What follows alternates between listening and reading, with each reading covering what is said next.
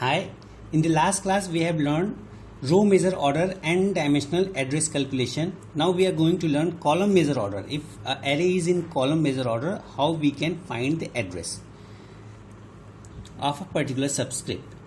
For that, formula is address of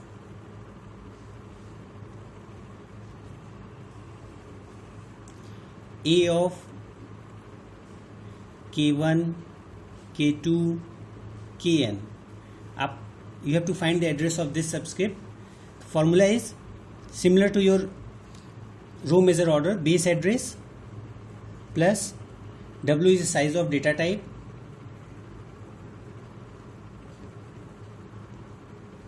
multiply by effective address, effective value E, that is a distance from lower bound value. वो formula कैसे आप find करोगे? That is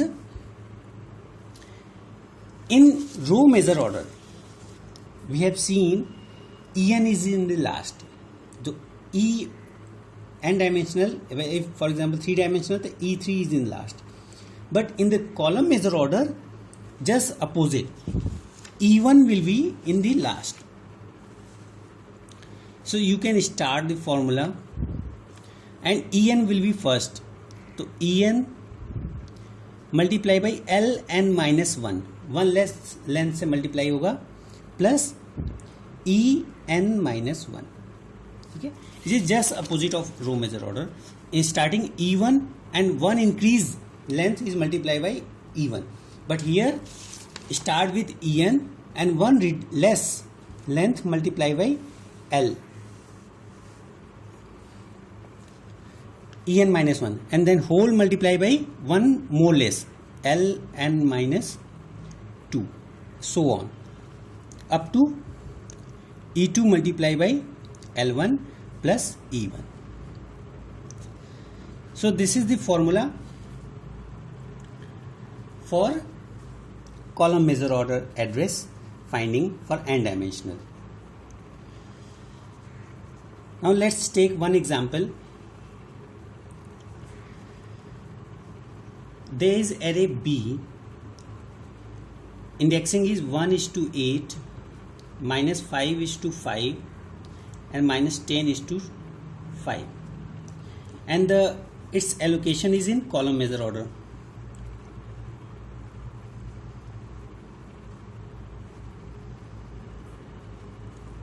Okay, and we have to find the address of B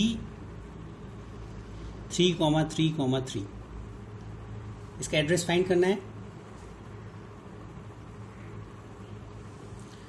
so for that first find E1, L1 and E1. तो L1 आपका क्या है? Length first dimension का, that is upper bound value minus lower bound value plus 1, that is 8 minus 1 plus 1 equal to 8. L2 find करते हैं. L2 क्या आएगा? 5 minus 5 plus 1, that is 11. L3 क्या होगा? 5 minus 10, ठीक है, plus 1 equal to 16. Formula is upper bound value minus lower bound value plus 1. Upper bound minus lower bound plus 1. Upper bound minus lower bound plus 1. इस तरीके से. अब E1 find करना है. E1 आपका क्या हो जाएगा? E1 का फॉर्मूला हमने लास्ट क्लास में देखा था, that is EI equal to KI minus lower bound. Lower bound से कितना डिस्टेंस है? तो E1 क्या होगा? K की वैल्यू क्या है? 3 माइनस 1, तो 3 माइनस 1 आपका 2. E2 क्या हो गया? 3 माइनस 5, ये प्लस हो जाएगा, दैट इज 8. और E3 क्या होगा? 3 माइनस 10, दैट इज 30. ठीक है, और एड्रेस अब हमें फाइंड करने के लिए हमें क्या करना है? हमें स्टार्ट करना है highest dimension multiply by less 1 length. तो हाईएस्ट डायमेंशन क्या है? E3. और इसको हम मल्टीप्लाई किससे करेंगे? 1 लेस L2 से, that is 13 multiply by 11 equal to 143. अब उसमें ऐड क्या करेंगे? 1 लेस ई की वैल्यू, तो ये ऐड क्या होगा, E3 multiply by L2 plus E2, तो 143 प्लस 8 इक्वल टू 151। अब ये पूरा होल मल्टीप्लाई किससे होगा, एक लेस इससे L1 से, तो E3 L2 plus E2 multiply by L1 equal to 151 multiply by 8 equal to 1208। ठीक है, नेक्स्ट अब ये L1 है, हमें कहां तक जाना है, E1 तक। अब इसको ऐड क्या करना है इसमें, E1, E3 L2 plus E2 multiply by L1 plus E1 equal to 1208 plus 2 equal to 1210। ठीक है, अब हमें एड्रेस फाइंड करना है 3 का। तो क्या होगा, बेस एड्रेस, हम एज्यूम करते हैं इसका बेस एड्रेस क्या है 400 और इसकी साइज ऑफ डेटा टाइप क्या है 4।